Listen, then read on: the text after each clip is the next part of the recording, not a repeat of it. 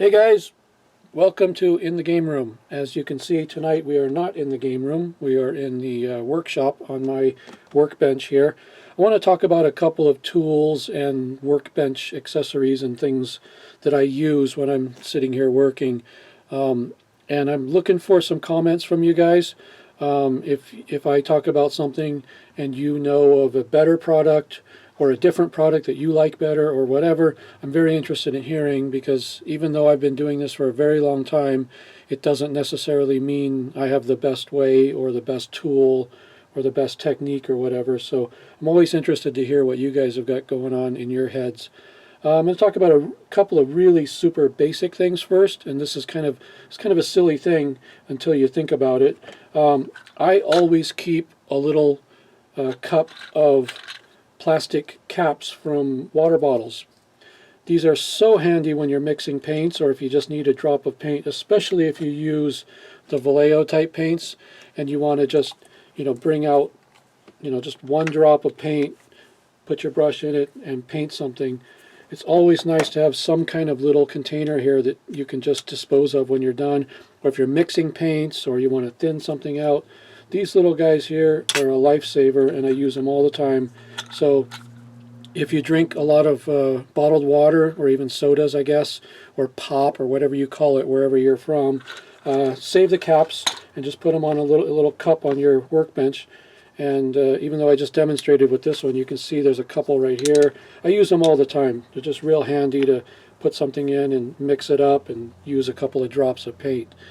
The other thing, right along the same lines, if you use paint that comes in bottles with a screw cap like this, if you take the cap off and pour this paint into a water bottle cap, or into the cup of your airbrush, or pour it anywhere, you're going to get paint all over the threads on the outside of the bottle. And then you're going to put the cap back on, and that paint's going to dry, and you're going to have a hell of a time getting that cap off again.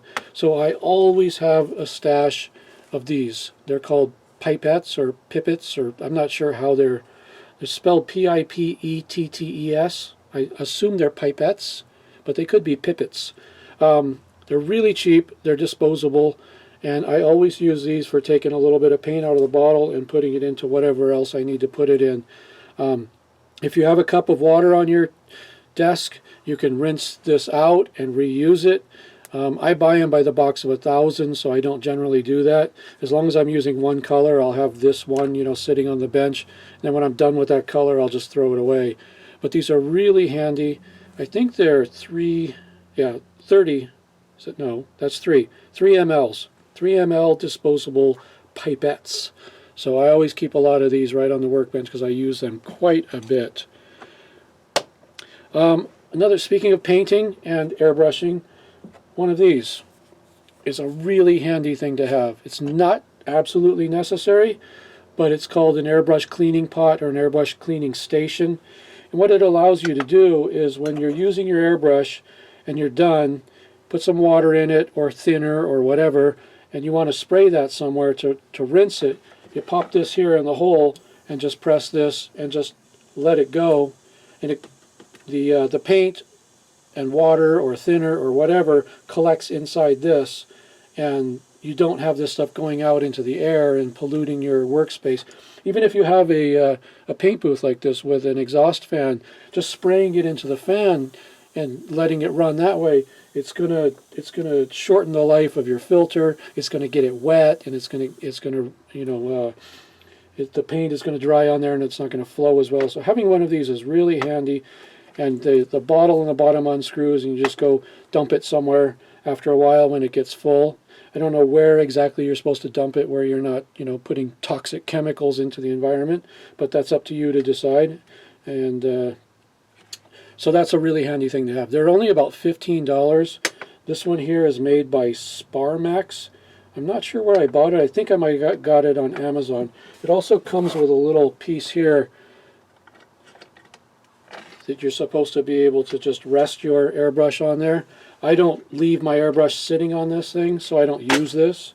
So that's always there. I just put it right up to it, spray it, let it run out, and then I put this back away over here. And while we're on the topic of airbrushes, Some kind of little airbrush holder is a really nice thing to have. A lot of people, they do their airbrushing and then they're like, okay, where do I set this thing? And they just lay it down, and if you got paint in there, of course it's all running out. So having some kind of little holder here is a nice thing. I actually made this for myself and I liked it, so I went ahead and put it on the gcmini.com website as something to sell. It's only a couple of dollars. It's made of MDF. You put it together yourself. So I'm not really promoting that product, but something to set your airbrush in is a good thing. Next on the list, as long as we're talking about cleaning the airbrush, if you use water-based paints, acrylics, you might want to have a bottle of Windex laying around on your bench. This I use to clean out the airbrush initially, to flush out the paint. I do not use this to thin my paints. I use whatever the paint. If it's a water-soluble paint, I use water. If it's enamel, then of course I use thinner. But if you're using water-based paints and you want something to clean out your brush, this is really economical way of doing it. You can buy this in gallon jugs or the spray bottles or whatever, and then just pour it into a little squeeze bottle, and always have that on the bench for cleaning.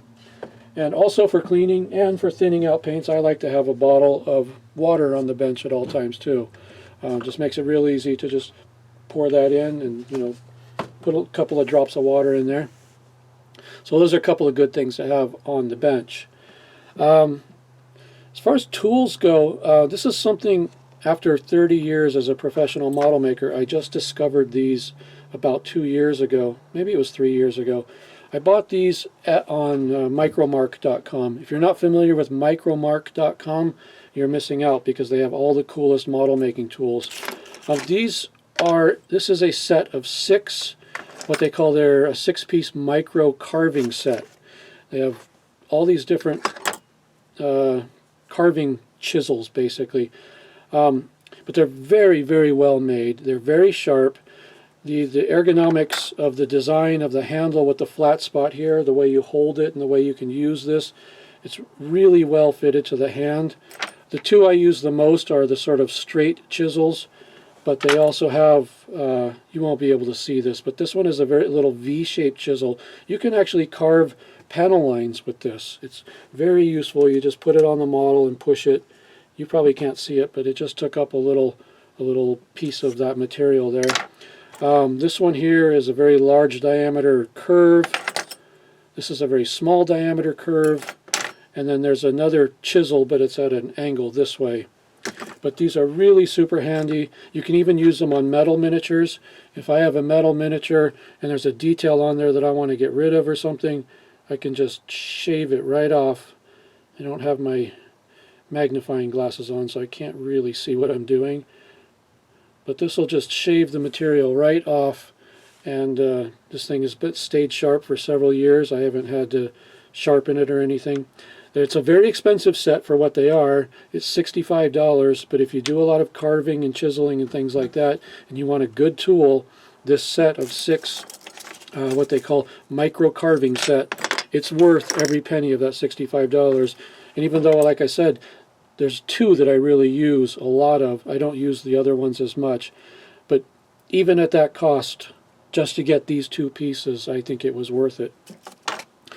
So those are cool. Another thing I want to talk about real quick is paintbrushes. Everybody has a lot of different paintbrushes, and everybody has a few that are their favorites. These guys here I bought at Michael's Arts and Crafts Supply. They're reasonable quality paintbrushes. They have a nice big round handle, which makes them nice to handle.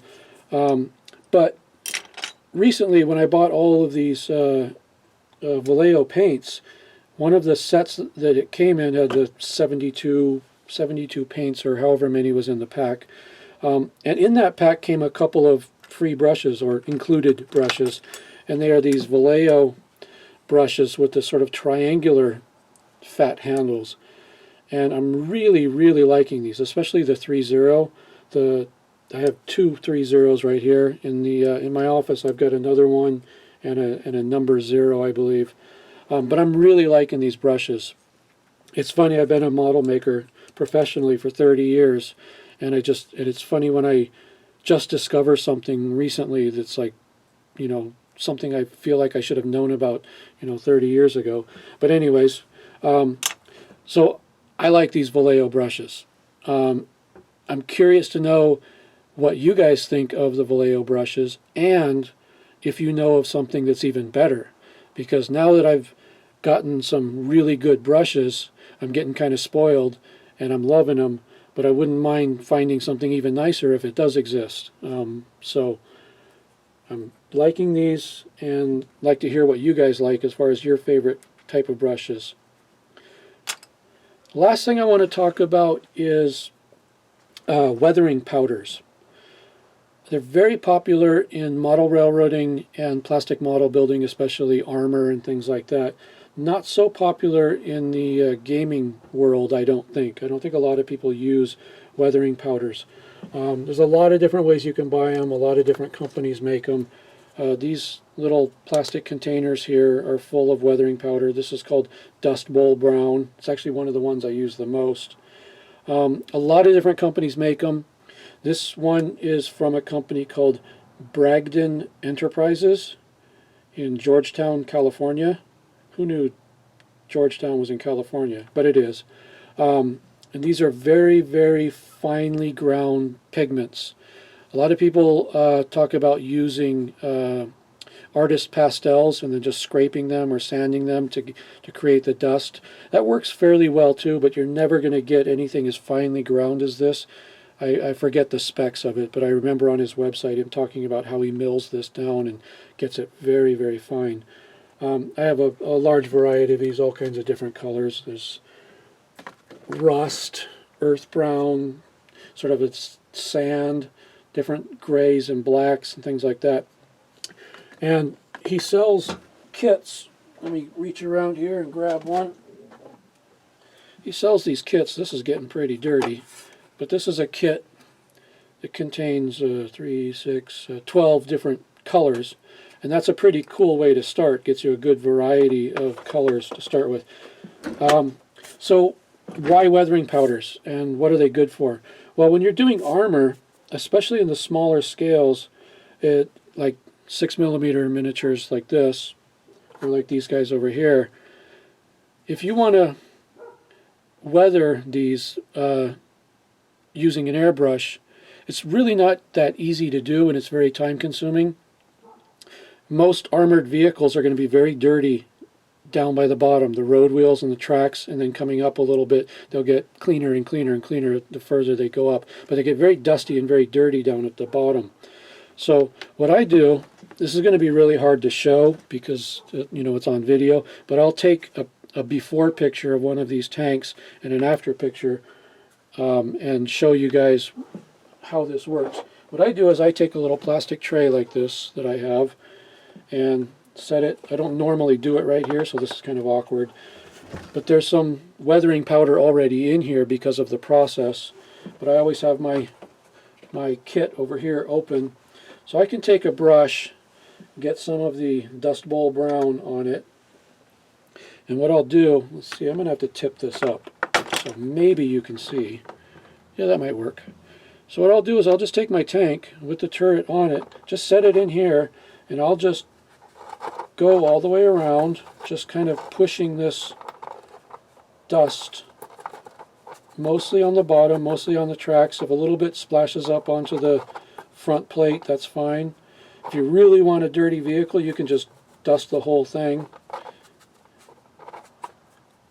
Make sure you get the front of the tracks. And then I'll just take it and kind of tap it a little to shake off the excess. And let's see here. I don't know if this is going to work on video or not. Let's see if we can get, whoops, tilt it that way. If this doesn't work, I'm going to just put a still picture up in place of this. But you can see the weathered one and the non-weathered one. The non-weathered one looks like it just rolled out of a factory. The paint is not shiny in any way, but it's very bright. And the weathered one with the weathering powders, everything's kind of dulled down and subdued a little.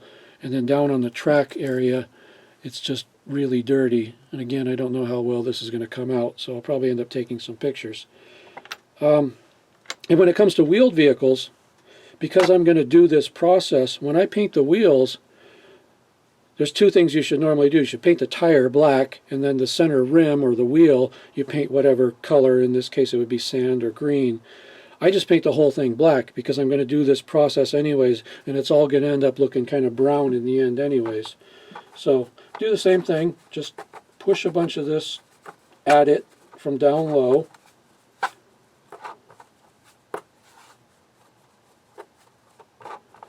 From all four sides. And just kind of tap off the extra. And again, see if we can show the difference. I don't know if you'll see that or not, but that's just a real quick weathering with the weathering powder. It's really quick to do, as you can see. I do the same thing on buildings. I should have brought one out with me. Let's see if I have something. Well, this building is not finished yet. I haven't painted the windows or anything yet. But I do the same thing with buildings. Just go around the bottom. Because this happens in real buildings. The dirt all around the building gets blown up on it. If it rains, it splatters on it. And just keep going around until I get the amount of the effect that I want.